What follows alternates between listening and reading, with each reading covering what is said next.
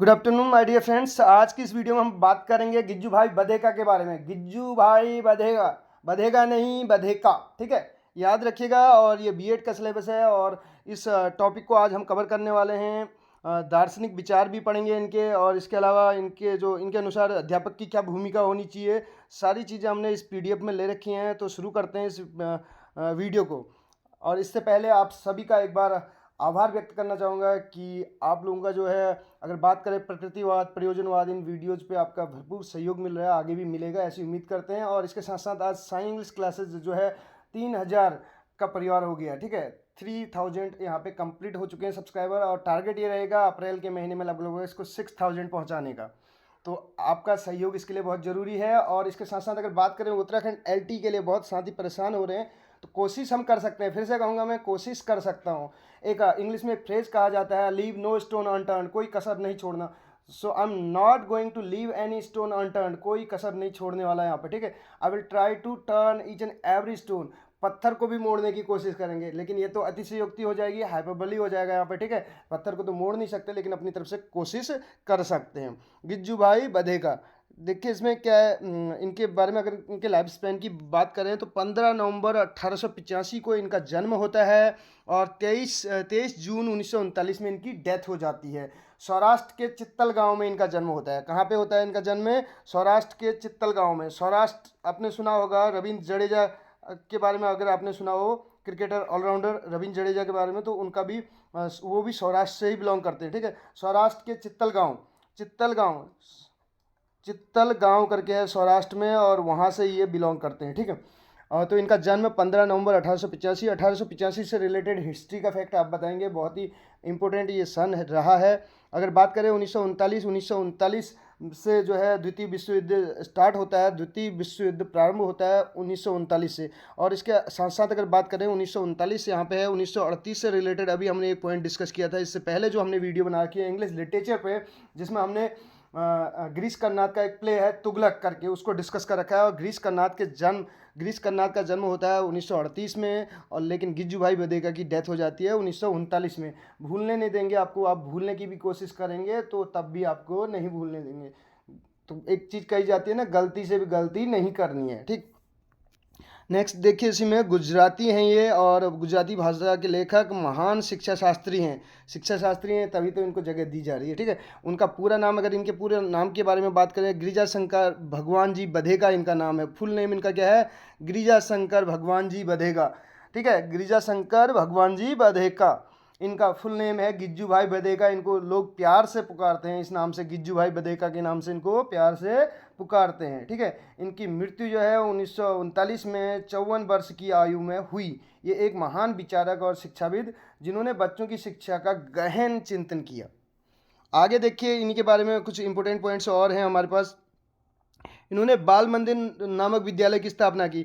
तो बाल मंदिर नामक विद्यालय की स्थापना किसने की, ऐसा क्वेश्चन अगर पूछा जाता है तो गिज्जू भाई बधेका, गिरिजा शंकर भगवान जी बधेका, ठीक, याद रखिएगा। इनका जन्म कहाँ होता है? सौराष्ट्र के चित्तल गांव में।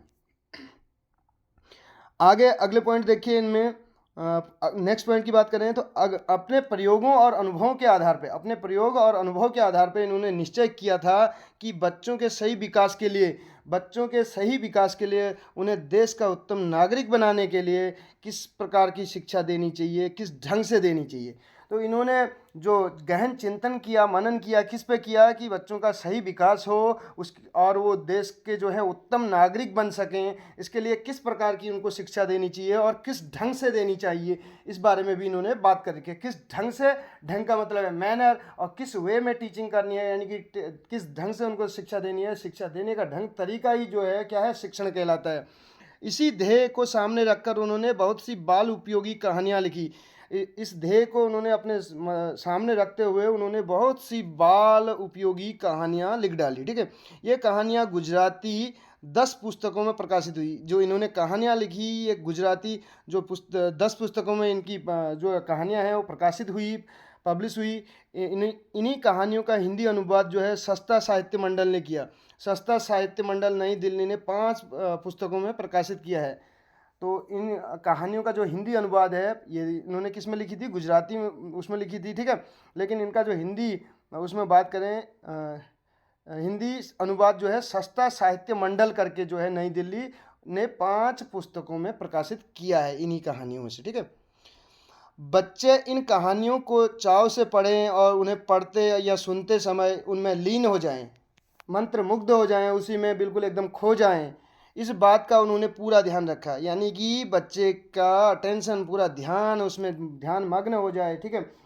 और उसमें वो उसका इंटरेस्ट कैसे क्रिएट करना है, इस बात पे इन्होंने ध्यान दिया। संभव असंभव, स्वाभाविक अस्वाभाविक, इसकी चिंता उन्होंने नहीं की। क्या संभव है, क्या असंभव है, और क्या स्वाभाविक है, क्या अस्वाभाविक है, इसकी चिंता उन्होंने नहीं की। यही कारण है कि इन कहानियों की बहुत सी बातें अनहोनी सी लगती हैं, कि इन कहानियों में जो बहुत सी बातें ऐसी लगती हैं, अनहोनी सी लगती है।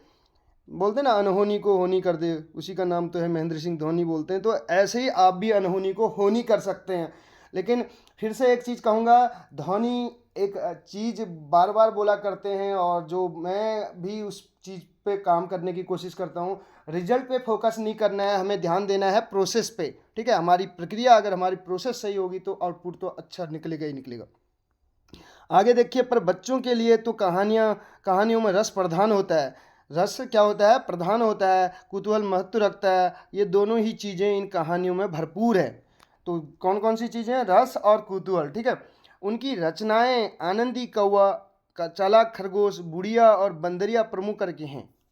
ये आप ध्यान रख सकते हैं इनकी रचनाओं को। ये है इनकी पिक गीजू भाई की, गिरजा शंकर भगवान जी बधेगा की। इनका जन्म 1885 सौराष्ट्र में हो रखा है, और डेथ इनकी 1939 में हो रखी है। ये हमने ऑलरेडी बता दिया। अब गिज्जू भाई बधेगा के बारे में थोड़ा सा बात कर लेते हैं, कि क्या इनके बारे में कुछ कहाँ से क्वेश्चन बन सकते हैं। उत्तराखंड एलटी की अगर बात करें तो सन 1920 में गिज्जू भाई बधेका ने दक्षिणामूर्ति विद्यार्थी भवन में एक बाल मंदिर स्थापित किया। तो बाल मंदिर की जो इन्होंने स्थापना की 1920 में दक्षिणामूर्ति विद्यार्थी भवन में की। कहाँ पर की, दक्षिणामूर्ति विद्यार्थी भवन में इन्होंने बाल मंदिर स्थापित किया, जिसमें इन्होंने 2.5 से 6 वर्ष की आयु के बच्चों को अपने शैक्षिक विचारों और सिद्धांतों के अनुरूप शिक्षा देना प्रारंभ किया। तो एज ग्रुप भी पूछी जा सकती है। जो बाल मंदिर इन्होंने स्थापित किया दक्षिणामूर्ति भवन में, उसमें किस एज ग्रुप के बच्चों को शिक्षा देना इन्होंने प्रारंभ किया। 2.5 से 6 वर्ष के जो वर्ष की आयु के जो बच्चे हैं, उनको अपने शैक्षिक विचारों और सिद्धांतों के अनुरूप शिक्षा देना इन्होंने प्रारंभ किया। आगे देखिए, बाल मंदिर की सौहार्दपूर्ण वातावरण में बच्चों को कविता, कहानी, नाटक, मनोरंजन, भ्रमण, खेल, रस, ये रास नहीं है, ठीक है, सॉरी, रास नृत्य और फूल पौधे लगाने के माध्यम से शिक्षा प्रदान करते रहे। तो कहानी, मनोरंजन, यानी कि जो आज की डेट में एक प्रकृतिवाद में भी हम बात कर रहे थे कि स्टूडेंट को क्या छोड़ दिया जाए, फ्री छोड़ दिया जाए। कहानी, नाटक, मनोरंजन, भ्रमण, ठीक, भ्रमण और खेल, रास नृत्य, फूल पौधे लगाने के माध्यम से शिक्षा प्रदान करते रहे, यानी कि रियल लाइफ से जोड़ने की काम कर रहे हैं। और बाल साहित्य के सृजन में संलग्न रहे। कैसे बाल साहित्य जो है उसको क्रिएटिव बनाया जाए, उसमें ही ये लिप्त रहे, कहने का मतलब है। तो ये बात करते हैं वास्तविक जीवन में जो शिक्षा है उसको खाली किताबों तक सीमित नहीं रखना है, उसका वास्तविक जीवन में हम कैसे प्रयोग कर सकते हैं, ये इनके विचारों में देखने को मिलता है। आगे देखिए, इसमें नेक्स्ट अगर बात करें तो गिज्जू भाई के दार्शनिक विचार क्या हैं। इनके एक दार्शनिक के रूप में इनके विचार क्या हैं। देखिए, शिक्षा और दर्शन में क्या अंतर है, हम इस बारे में भी एक वीडियो बनाएंगे। शिक्षा क्या है, शिक्षा प्रैक्टिकल वे में यूज करना है। दर्शन हमें क्या दिखाएगा, एक मार्ग दिखाएगा, एक उद्देश्य, हमारा उद्देश्य का निर्धारण करने में वो हमें हेल्प करेगा। लेकिन उस उद्देश्य तक कैसे पहुंचना है प्रैक्टिकल वे में, ये हमें शिक्षा बताएगी, ठीक है। शिक्षा प्रैक्टिकल वे है, और दर्शन जो है एक उसके लिए क्या बोल सकते हैं, एक विचार, एक कल्पना, एक यानी कि कैसे होगा उस बारे में हमारे लिए मार्ग प्रशस्त करने का काम करेगा। एक प्रोसेस बोल सकते हैं हम किसको, दर्शन को। और उसको अगर बात करें प्रैक्टिकल वे में तो यूज अगर हम करते हैं तो वही कहीं ना कहीं शिक्षा है। इन्होंने विद्यालय को मंदिर या बाल मंदिर माना है। विद्यालय को क्या मानते हैं, विद्यालय को मंदिर के समान मानते हैं। तो अगला पॉइंट देखिए, छात्र या बालक को उस मंदिर का देवता मानते थे। छात्र और बालक को जो है उस मंदिर का देवता मानते थे। तो बालक की तुलना देवता से किसने कर रखी है, कौन से दार्शनिक ने कर रखी है, तो ये है गिज्जू भाई बधेगा। गिरजा शंकर भगवान जी बधेगा करके इनका पूरा नाम है। बाल देवो भव करके इनकी प्रिय उक्ति है। बाल देवो भव करके इनकी जो प्रिय उक्ति है। एक अध्यापक के बारे में ये क्या कहते हैं, देखिए, एक अध्यापक यदि कर्तव्य परायणता की भावना से परिपूर्ण हो, एक अध्यापक जो है अपने कर्तव्य का पालन करता है अच्छे से, तो क्या हो सकता है, तो वह बच्चों की सेवा कर सकेगा। तो क्या कर सकेगा, वह बच्चों की सेवा कर सकेगा, यानी कि अपने प्रभु की सेवा कर सकेगा। प्रभु कहने का मतलब है यहाँ पे इन्होंने प्रभु देवता किसको मान लिया, इन्होंने स्टूडेंट को मान लिया, तो उसकी सेवा करनी है, ठीक है। आगे देखिए, इसके अलावा उसे बाल मनोविज्ञान का भी ज्ञान होना चाहिए। ये कहते हैं कि अध्यापक को बाल मनोविज्ञान का ज्ञान होना चाहिए। मनोविज्ञान का ज्ञान अगर किसी को भी है तो वो अपनी लाइफ में बहुत आगे जा सकता है। ये चीज़ आप भी भली भांति जानते हैं, जिससे कि वह छोटे बच्चों को समझ सके और बच्चों का शारीरिक और मानसिक विकास कर सके। यानी कि सर्वांगीण विकास से मतलब है शारीरिक, मानसिक, ठीक है, सामाजिक विकास, सांस्कृतिक विकास बात करें तो सर्वांगीण विकास पे ही ये लोग बल देते हैं अधिकतर। गिज्जू भाई के अनुसार अगर बात करें, गिज्जू भाई के अनुसार अध्यापक की भूमिका क्या है, role of a teacher according to Giju Bhai. अध्यापक का व्यवहार मित्रवत होना चाहिए। पहला पॉइंट ये कहते हैं अध्यापक का व्यवहार कैसा होना चाहिए, मित्रवत होना चाहिए। उसको पुलिस की तरह डंडे मारने वाला व्यवहार उसका नहीं होना चाहिए। जो पुराना जो सिस्टम था, जो जिसमें जो है मारपीट के दम पे सिखाया जाता था, तो वो आज की डेट में नहीं चलता है, आपको भी पता है। लेकिन यहाँ पे इन्होंने क्या बोल रखा है, टीचर का व्यवहार कैसा होना चाहिए, मित्रवत होना चाहिए। तो वातावरण अध्यापक को कैसा बनाना चाहिए, भय मुक्त वातावरण प्रदान करना चाहिए। रटने रटाने का विरोध करते हैं ये, रटने रटाने का ये विरोध करते हैं, ठीक है। आगे देखिए, इनके अनुसार शिक्षण के अंदर शिक्षक के अनुसार, शिक्षण के अंदर नहीं, शिक्षक के अंदर समर्पण की भावना होनी चाहिए। यहाँ पे आप इसको करेक्ट कर लेंगे, ये क्या है, शिक्षक के अंदर है, ठीक है। शिक्षण ना होके इसको हम करेंगे शिक्षक के अंदर जो है समर्पण की भावना होनी चाहिए, डेडिकेटेड होना चाहिए टोटली, ठीक है। आगे देखिए, नेक्स्ट पॉइंट, अपनी पुस्तक, इनकी पुस्तक का नाम क्या है ये भी पूछा जा सकता है। दीवा स्वप्न करके इनकी पुस्तक का नाम है, दीवा स्वप्न, ठीक है, दीवा स्वप्न इनकी पुस्तक का नाम है। तो दीवा स्वप्न नामक पुस्तक किसने लिखी है, गिजू भाई बाधेका ने लिखी है।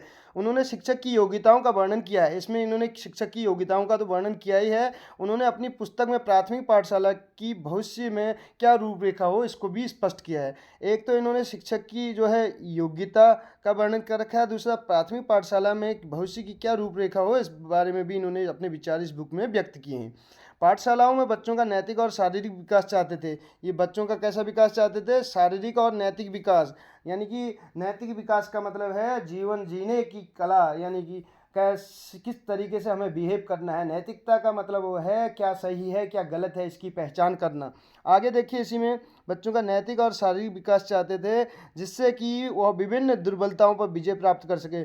दुर्बलताओं यानी कि जो भी उसकी लाइफ में जो भी समस्याएं आ रही हैं उन पे वो विजय प्राप्त कर सके, उनका डट कर सामना कर सके।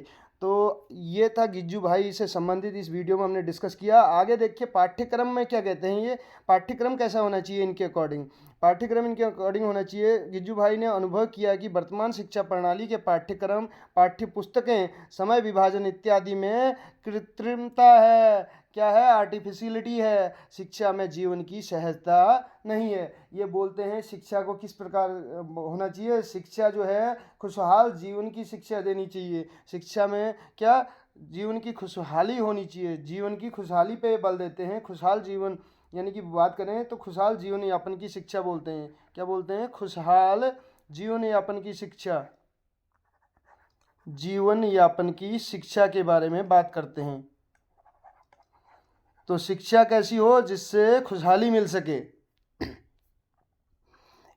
अब आज की डेट में अगर बात करें तो शिक्षा से तो बहुत ज़्यादा अधिकतर बात करें, अगर जॉब की अगर कोई तैयारी कर रहा है, प्रिपरेशन कर रहा है, अगर सपोज दैट वहाँ पे सिलेक्शन नहीं हो पाता है तो कहीं ना कहीं नीरसता, टेंशन, तनाव, एंजाइटी, ये सारी चीज़ें आती हैं। खुशहाली कहाँ मिल पा रही है। तो अगर ये जितने भी शिक्षा शास्त्री हैं, दार्शनिक हैं, इनके हिसाब से अगर शिक्षा व्यवस्था को लागू किया जाए तो कहीं ना कहीं खुशहाली मिलती। लेकिन शिक्षा का स्तर तो आपको पता है ही, इस बारे में ज़्यादा बात क्या करें। अतः उन्होंने अगर बात करें व्यक्ति विभिन्नताओं के आधार पर बालक के पाठ्यक्रम निर्धारण पर बल दिया। व्यक्तिगत विभिन्नता होती है, हर एक व्यक्ति की सीखने की अपनी जो है कैपेसिटी अलग अलग होती है, ठीक। तो व्यक्तिगत विभिन्नताओं के बारे में इन्होंने उसके आधार पर पाठ्यक्रम होना चाहिए, इन्होंने बात कर रखी है। वे पाठ्यक्रम में कविताओं, इतिहास, चित्रकला व गणित आदि के शिक्षण पर बल देते थे। ये कविताओं, इतिहास, चित्रकला और गणित के शिक्षण पर बल देते थे। वे आध्यात्मिक शिक्षा को पाठ्यक्रम में सम्मिलित करने पर बल देते थे। आध्यात्मिक शिक्षा को भी जो है पाठ्यक्रम में जो है शामिल किया जाए, इस पे भी ये बल देते थे। अगर बात करें आध्यात्मिक शिक्षा के बारे में, तो आध्यात्मिक शिक्षा हमने एक पढ़ा था इससे पहले, प्रयोजनवाद। प्रयोजनवाद प्रैक्टिकल वे पे विश्वास करता है, ना कि अध्यात्म पे, याद रखिएगा, ताकि बालक को जीवन में आध्यात्मिक सुख मिल सके और जीवन सार्थक हो जाए उसका। आध्यात्मिक सुख तो मिले और बालक का जीवन भी क्या हो जाए, सार्थक हो जाए, मीनिंगफुल हो जाए। गिज्जू भाई के अनुसार शिक्षण विधियां क्या क्या हैं, इनके बारे में पढ़ लेते हैं। Teaching methods according to Giju भाई। तो इसमें देखिए शिक्षण विधियों के संबंध में गिज्जू भाई के प्रमुख विचार निम्नलिखित हैं। अब ये बोलते हैं, पहला पॉइंट जो है आप देख सकते हैं, पूर्व विद्यालयी शिक्षण के क्षेत्र में प्रचलित परंपरागत विधियां, भाषण, पाठ्य पुस्तक विधि का अंत होना चाहिए। ज़्यादा भाषणबाजी नहीं होनी चाहिए, पाठ्य पुस्तक विधि का भी अंत होना चाहिए। दूसरा, इस क्षेत्र में परिवर्तन एवं प्रयोग नितांत आवश्यक है। किस क्षेत्र में, एजुकेशन के क्षेत्र में। तीसरा देखिए, पूर्व विद्यालयी शिक्षण में जो है परिवर्तन की दृष्टि से सर्वाधिक महत्वपूर्ण शिक्षण विधियों में परिवर्तन हो। अब शिक्षण में अगर परिवर्तन लाना है तो उसके लिए शिक्षण विधियों में भी परिवर्तन लाना ही पड़ेगा। आगे देखिए, पूर्व विद्यालयी शिक्षण क्षेत्र में औपचारिक विधियों का कोई स्थान नहीं है। औपचारिक विधियों का कोई भी स्थान ये नहीं मानते हैं शिक्षण के क्षेत्र में। इस क्षेत्र में विधियां अनौपचारिक, सहज करके सीखने के सिद्धांत पर आधारित होनी चाहिए, सहजता होनी चाहिए। गिज्जू भाई ने पूर्व विद्यालयी शिक्षण में मॉन्टेसरी मेथड को इन्होंने बल दे रखा है। मॉन्टेसरी पद्धति को अत्यंत महत्वपूर्ण मान रखा है इन्होंने। इससे बालक के संपूर्ण विकास के लिए उपयुक्त समझा है। मॉन्टेसरी मेथड को किसने जो है अत्यंत महत्वपूर्ण माना है, गिज्जू भाई बधेगा ने, ठीक है ना। लास्ट पॉइंट है यहाँ पे आप देख सकते हैं, 6 नंबर का है, पूर्व विद्यालयी शिक्षण के जिन विधियों पर गिज्जू भाई ने बल दिया है वो विधियां नाटक पद्धति। देखो नाटक पे, यानी कि नाटक करने की उसमें अगर जाएगा बालक तो कहीं ना कहीं अपने आप को एक्सप्रेस कर पाएगा और रियल लाइफ से जुड़ा हुआ है।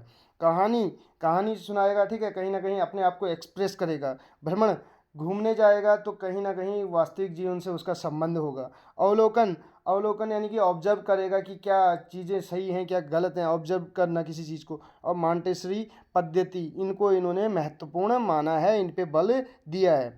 तो कैसी लगी आपको वीडियो ज़रूर बताइएगा। मिलते हैं अगली वीडियो में। वीडियो पसंद आई हो तो अधिक से अधिक शेयर कीजिएगा। फिर से कह रहा हूँ, आपका फीडबैक बहुत मायने रखता है हमारे लिए। और ज़्यादा कोचिंग के चक्कर में ना पड़ें कहीं पे भी। मैं आपको फिर से बोल दे रहा हूँ, कोचिंग सेंटरों के अगर आप चक्कर में पड़ेंगे तो ये सब एक फीस, एक पैसा लूटने का माध्यम है। तो इन चीज़ों के चक्कर में आप ज़्यादा ना पड़ें, सेल्फ स्टडी पे ही ज़्यादा जो है डिपेंड रहें, ठीक।